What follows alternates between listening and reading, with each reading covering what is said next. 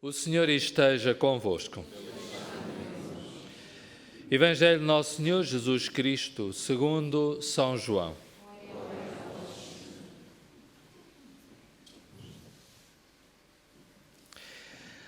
Naquele tempo, Jesus manifestou-se outra vez aos seus discípulos junto do mar de Tiberíades. Manifestou-se deste modo. Estavam juntos Simão Pedro e Tomé, chamado Dídimo, Natanael, que era de Caná da Galileia, os filhos de Zebedeu e mais 2 discípulos de Jesus. Disse-lhes Simão Pedro: "Vou pescar." Eles responderam-lhe: "Nós vamos contigo." Saíram de casa e subiram para o barco, mas naquela noite não apanharam nada. Ao romper da manhã, Jesus apresentou-se na margem, mas os discípulos não sabiam quem era ele. Disse-lhes Jesus: "Rapazes, tendes alguma coisa de comer?" Eles responderam: "Não." Disse-lhes Jesus: "Lançai a rede para a direita do barco e a encontrareis." Eles lançaram a rede e já mal a podiam arrastar por causa da abundância de peixes. O discípulo predileto de Jesus disse a Pedro: "É o Senhor."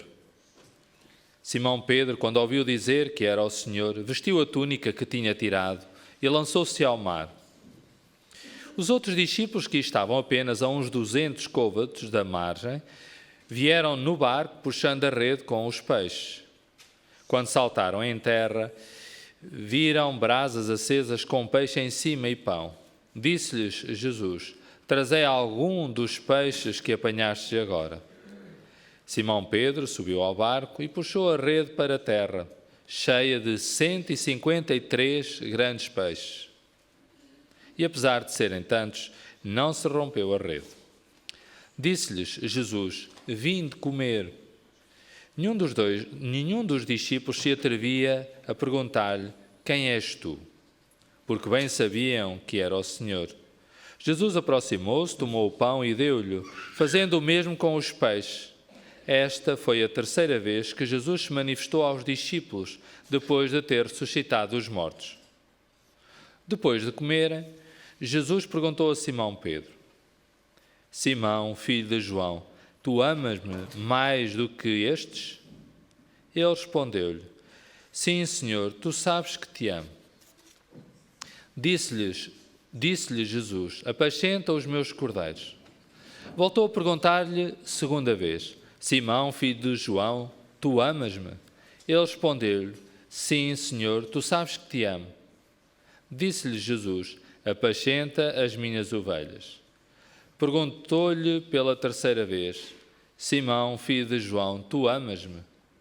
Pedro entristeceu-se por Jesus lhe ter perguntado pela 3ª vez se o amava, e respondeu-lhe: "Senhor, tu sabes tudo, bem sabes que te amo." Disse-lhe Jesus: "Apacenta as minhas ovelhas. Em verdade te digo, quando eras mais novo, tu mesmo te cingias e andavas por onde querias.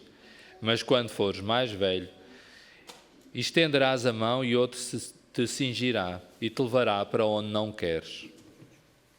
Jesus disse isto para indicar o género de morte com que Pedro havia de dar a glória a Deus. Dito isto, acrescentou: "Segue-me." Palavra da salvação. Podem sentar-se. O contexto deste domingo, do 3º domingo da Páscoa, é de facto o contexto da ressurreição, a alegria do ressuscitado. E em Portugal, neste dia, celebramos também o Dia da Mãe. Noutros países há de ser no próximo domingo e noutros ainda no domingo seguinte, mas em Portugal celebramos hoje o Dia da Mãe. E claro, como dizíamos no início desta celebração, e a decoração que hoje temos, de algum modo, representa essa entrega e essa dádiva de todas as mães que cuidam, de todas as mães que acolhem, de todas as mães biológicas, adotivas ou outras, mas que olham para a sua vida com essa missão, com essa alegria de dar luz e de dar à luz. E nem de propósito, nesta segunda-feira, todos perceberam que faltou a luz, ou seja, naquele apagão que nos desorientou a alguns mais do que a outros, mas exatamente aí, em Portugal, Espanha e no sul de França, de repente voltámos a perceber as nossas dependências e fragilidades, a acusar logo os nossos amigos russos, a dizer que provavelmente teriam sido eles, não sabemos se não foram, a cortar algum cabo da internet ou a fazer algum bug nas comunicações, enfim, ficámos logo a pensar que se não era o fim do mundo, não havia de faltar muito. Então, a verdade é que de repente percebemos de novo as nossas fragilidades, as nossas limitações, às vezes a escuridão que rapidamente se acende na sociedade, na humanidade, no nosso coração e na nossa vida. Parece que volta tudo a ficar suspenso e voltamos à procura de coisas que normalmente nem damos muito valor, os rádios, as pilhas e outras coisas que tais, e a dar conta de que, de repente, precisamos de ajuda e precisamos daquilo que às vezes não consideramos, ou daqueles que às vezes não consideramos. Às vezes na nossa vida pessoal também e na nossa vida afetiva também pode surgir algum apagão, pode haver momentos em que nos sentimos em baixo, em que a energia foi abaixo, em que nos sentimos no escuro, que nos falta luz, na relação uns com os outros, mas também na relação com Deus. E o que é preciso fazer? Reiniciar. Não parece que seja fácil, mas também não é impossível. Então precisamos de recomeçar, reiniciar, reacender. Não conseguimos sozinhos, precisamos uns dos outros, precisamos sobretudo de Deus. E porquê é que fazemos esta reflexão toda? Não só porque tem impacto na nossa vida, mas porque os discípulos, no Evangelho de hoje, foram pescar. Foram pescar, passaram a noite toda a pescar e qual foi o resultado? Não pescámos nada. O esforço, a dedicação, o empenho, e ficou apenas uma noite. Ficou apenas uma escuridão daquele trabalho. Uma noite sem sucesso, energias gastas, e o que ficou foi a desilusão e a escuridão. E porquê é que isso aconteceu? Se calhar porque pensaram apenas nas suas forças, porque contaram apenas consigo próprios, com as suas capacidades. Juntaram, se calhar, àquela noite a desilusão da morte de Jesus, de todos os anos que eles tinham vivido a acreditar que ia surgir qualquer coisa de especial e, de repente, Jesus morreu. Aquilo que ainda era a alegria deles, que ainda era sabiam pescar, nem isso estava a correr bem. Então parece que a vida estava a afundar-se, passa a expressão, estava a escurecer. E Jesus aparece naquela manhã, traz luz, ilumina aquela história. É verdade que a passagem de hoje, alguns gostariam que fosse mais política, não é? Porque ele diz, lançai as redes para a direita, esqueçam, tanto faz para a direita como para a esquerda, como para o centro, não é esse o sentido. Para evitar problemas, teríamos que fazer aqui uma tradução, lançai para o outro lado. Pronto, em alguns casos fizeram essa tradução. Mas então, lançai as redes para o outro lado, tentai de novo. Esta ideia de não desanimarmos, de recomeçarmos, na missão de mãe, na missão de pai, na missão de padre, na missão da vida, do trabalho, dos dias, recomeçarmos. Há momentos em que precisamos de recomeçar, tentar de novo. Não correu bem. Faz parte da história não correr bem. Faz parte das relações que nem sempre corre tudo bem. Faz parte da vida profissional, nem sempre corre tudo bem. Então, recomeçar. Recomeçar. Aceitar, primeiro que não corre bem, depois pedir ajuda, se calhar, e recomeçar. Mas recomeçar para nós cristãos com outra luz, que também é Jesus. Com outra esperança, que é a ressurreição. Fazer com Ele. Fazer de outro modo, se calhar mais serenos e menos centrados em nós, nos outros e em Deus. Então esta ideia de novos olhos para olhar para além do que conseguimos ver, este acreditar, eu não sei se alguém me dissesse, olha, agora vai passar a noite toda a pescar, e agora cansado, final da noite, olha, agora lança de novo. Às vezes não dá vontade de recomeçar, mas eles arriscaram, aceitaram. Não sabiam ainda que era Jesus.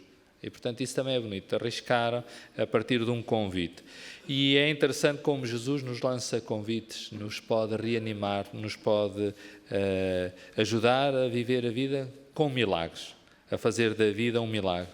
Jesus convida-os para uma refeição, diz, então não têm nada, não há peixe, não há nada, pesquem, façam a vossa parte. Jesus a convidar para essa comunhão com eles. E gosto muito desta ideia de que Jesus podia ele próprio fazer o milagre sozinho. Dizias, pronto, estão cansados, fica aqui à espera, eu volto já. Estalava os dedos, não sei se muito se pouco, não conheço propriamente o que é que serão dedos de ressurreição, mas pronto, estalava os dedos e a seguir vinham os peixinhos todos ter à beira do mar e, portanto, ele podia apanhá-los. Mas não, serve-se dos discípulos, serve-se de nós para fazer e continuar a fazer milagres nas nossas casas, nos nossos trabalhos, na nossa vida. E a pergunta quase que poderíamos fazer aqui é: que milagres é que eu tenho deixado que Deus faça em mim e, sobretudo, através de mim? Essa diria que é a grande pergunta de hoje. Bom, depois há aqui um número muito enigmático, não sei se não acham, mas eu acho, 153. É que nem é 150, nem 7 vezes 7, nem 7 vezes 70, é 153. Bom, nós podemos ler muitos comentários exegéticos e eles também não se harmonizam muito. Uns dizem, do que eu consegui ler, se alguém tiver mais informações também aceitamos, uns dizem que 153 era o número de povos, de civilizações que eles conheciam na época, de cidades, representaria então todo o mundo. Então essa seria uma das razões. Portanto, estariam representados naqueles 153 peixes, então todos os peixes, todas as comunidades, todas as pessoas do mundo. Então significava que Jesus, a ressurreição, faz milagres, pode fazer milagres, pode mudar a vida a todas as pessoas do mundo. Outra interpretação, dizem que se nós trocarmos os números por letras, em hebraico, daria a expressão comunidade de amor. Eu diria que é mais poética esta versão, não sei confirmar-vos isso, não consigo dominar a matéria para vos dizer se é mesmo assim, mas os exegetas, alguns, põem esta possibilidade. E, portanto, que aquele número era simbólico e seria exatamente uma metáfora para falar do ressuscitado, da comunidade que se reúne com Jesus e do amor que une essa comunidade. E, portanto, seria um desafio para todas as comunidades cristãs, para o corpo ressuscitado, que a comunidade também é, ser uma comunidade de amor à volta de Jesus. Importante, Jesus senta-se à mesa. E eu gosto de pensar que hoje, à mesa do nosso almoço, em que provavelmente muitos de nós poderão estar com as suas mães ou irão recordar as suas mães, temos o privilégio de poder pensar que Jesus está ali, também está ali, e que aquela refeição, porque tem Jesus presente, pode ser um pouco diferente. Pode ser um pouco diferente. Não sei se repararam hoje, até agora só leram mulheres, exceto o padre, que ainda é uma coisa que a Igreja ainda não cede, que é neste capítulo. Mas temos tido, de facto, mães que também dão voz à palavra de Deus. Cada um de nós pode ser instrumento também dessa palavra e deve ser instrumento dessa palavra. Então, que as nossas mesas, que as nossas pescas possam ter esta diferença com Deus, fazer o cotidiano, dar as aulas, trabalhar, chegar a casa, almoçar, jantar, as nossas refeições, diria, aparentemente tudo igual, mas com uma pequena grande diferença, com Deus. E se calhar a pesca torna-se milagrosa. Termino com aquele diálogo, não digo enigmático, mas muito bonito, entre Pedro e Jesus. O texto fala muito de Pedro.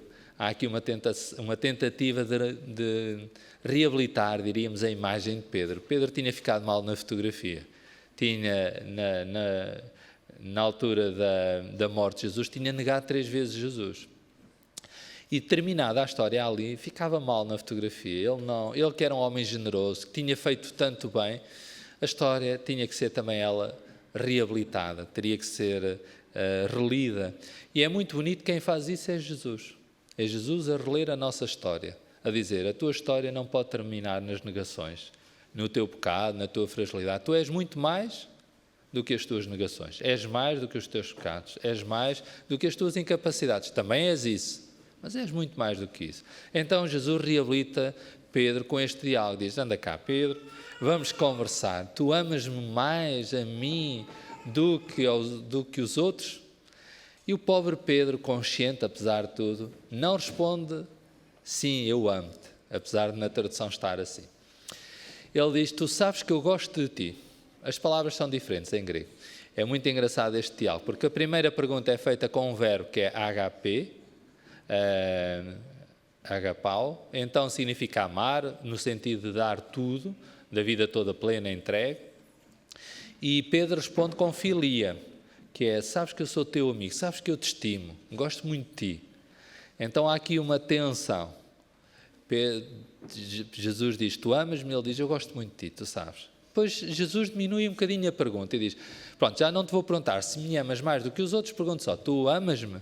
Ele disse, bem, tu sabes que eu gosto de ti. E volta outra vez ao verbo filéu. E depois, na última pergunta, é muito bonito, Jesus troca o verbo. Já não pergunta se ele o ama. Ele diz, tu gostas mesmo de mim? E o Pedro diz, tu sabes tudo. Ficou entristecido porque percebeu que não estava a conseguir chegar lá, mas estava a ser honesto e disse, tu sabes que eu gosto muito de ti. E é muito bonito pensar que é um Deus que vem a nós, que sai da sua dimensão, diríamos, para nos vir resgatar à nossa história, às nossas capacidades, quase a agarrar-nos a mão, como alguém a cuidar-nos e a dizer, pronto, anda lá. Com o que tu és capaz, podemos fazer muito. E o mais bonito é que e precisamente a Pedro, que Jesus vai entregar à igreja. Tanta gente boa que lá havia no grupo dos 12, tantos que tinham feito coisas, diria, bonitas, nunca tinham feito nada de errado, nunca tinham manchado o seu currículo, e logo aquele que tinha ali uma fotografia muito mal tirada, Jesus percebe que o coração dele é muito grande.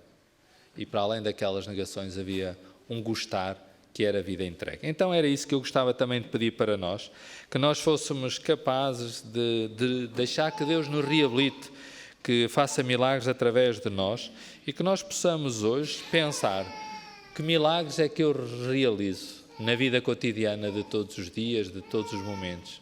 O que é que eu deixo que Deus faça através de mim? Sobretudo, que milagres é que eu deixo que Deus hoje faça através de mim? Por isso, quase como homenagem ao Papa Francisco, que terminava todos os ângelos de domingo com a mesma frase, hoje desejo-vos um bom domingo e um bom almoço, mas um almoço com Cristo, para que o milagre aconteça às vossas e à minha mesa.